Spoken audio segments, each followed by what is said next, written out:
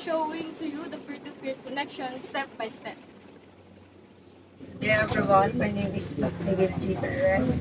Ang gagawin ko po is, i-connect ko tong LAN cable sa router para magkaroon ng network or connection. And also, I am Demon Rautio Kinang. After makonect ni Doc Nigel ang cable sa router, ay kukunin ko naman ito sa laptop para magawa ang peer-to-peer.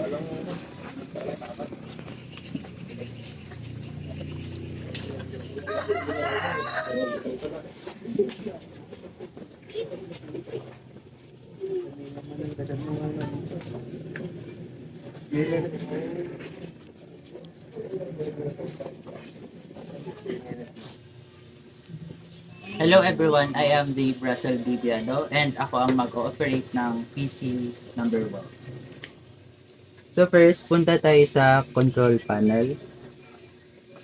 Then next, pindutin natin tong network and internet, network and sharing center. Then punta tayo sa change adapter settings. Then right click lang natin tong Ethernet 3, then punta tayo sa properties. Then sa IPv4, click lang natin tong properties niya, then i-set lang natin yung IP address, which is 192.168.1.1. Then yung subnet mask. Then, okay. Then, pwede na tayong mag-share ng file. So, maghanap lang tayo ng file na ito-transfer.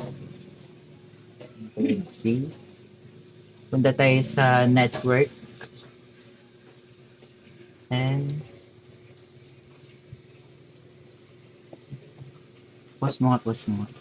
So, nakakopy na tayo ng file na i-share. Then, punta lang tayo sa folder natin. Then, paste ko lang. Rename lang natin ng PC1.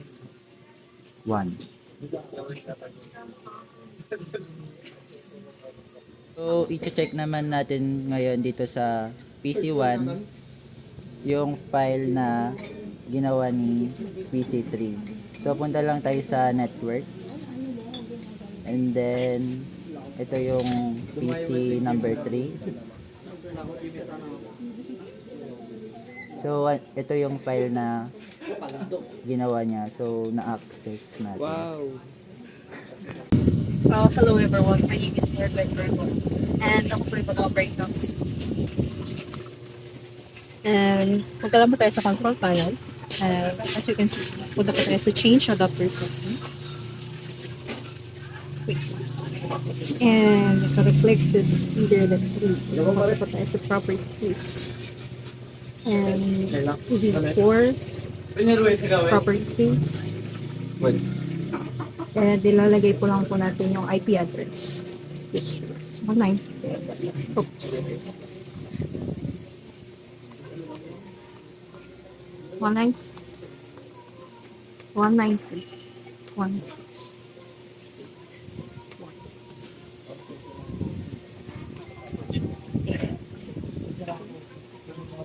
Yes. And so, yung Wi-Fi, check lang po natin.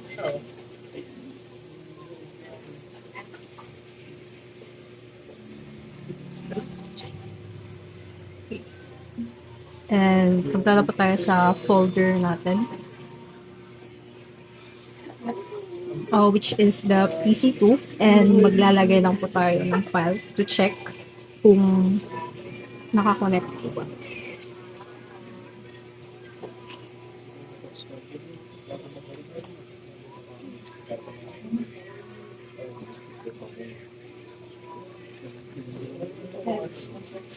Start.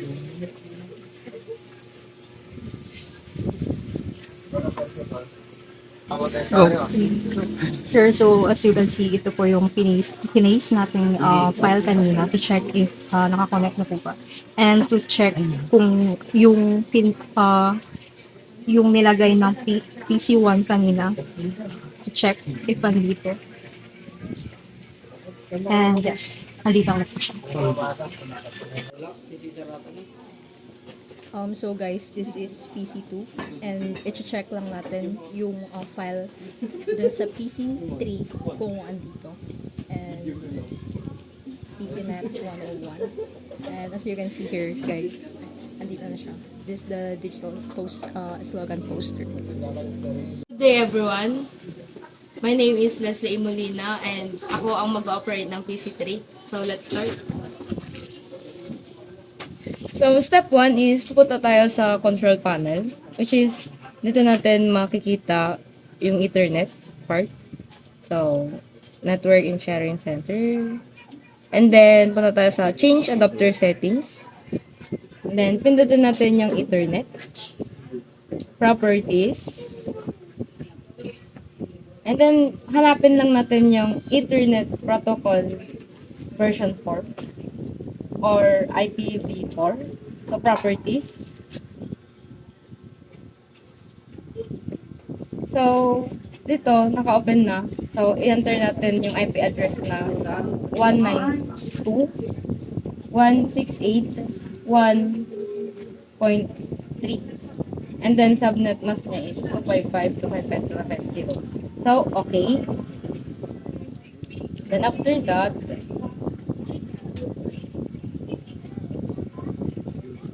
tayo sa change advanced sharing settings. So, titignan lang natin kung naka-on sila. And, by the way, dapat yung password and protected sharing is naka-off dapat para ma-access natin yung file na share no PC1 at PC2. And after that,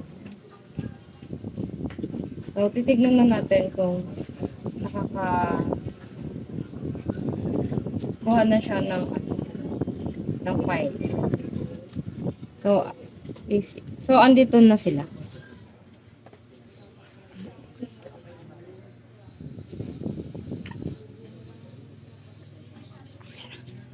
So next is maglalagay naman tayo ng file ngayon sa folder ko, which is ang ilalagay ko is digital slogan poster. Tignan natin kung ma-access nung dalawa. So ito na yung nilagay ko.